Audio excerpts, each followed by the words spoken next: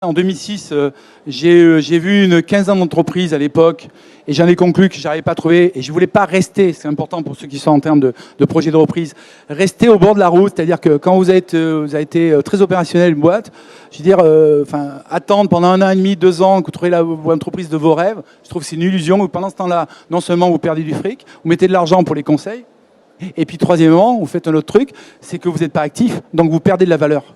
Donc c'est pour ça que je suis basculé dans une forme de reprise, de création. Je n'avais pas du tout envisagé ça. C'est une rencontre avec les anglo-saxons, etc. Bon, voilà.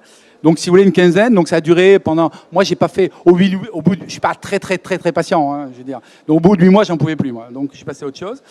Et sur la phase 2010, c'était beaucoup plus simple pour moi puisque j'avais une activité de conseil, de coaching. Je faisais 3 choses. Je faisais une activité de conseil, de coaching. J'animais le réseau à CRA et ça me prenait un peu de temps. Et troisièmement, j'étais aussi parmi les repreneurs de CA. Donc j'ai pris le temps, donc j'ai mis 1 an, 15 mois à trouver ce que je voulais. Mais par contre, des propositions, je n'en ai pas fait 36, quoi. J'ai dû en faire 2. Hein. Parce que de toute façon, une proposition, ça coûte de l'argent, c'est une LOI, c'est un tas de choses. Enfin, je veux dire, proposition, il faut arrêter.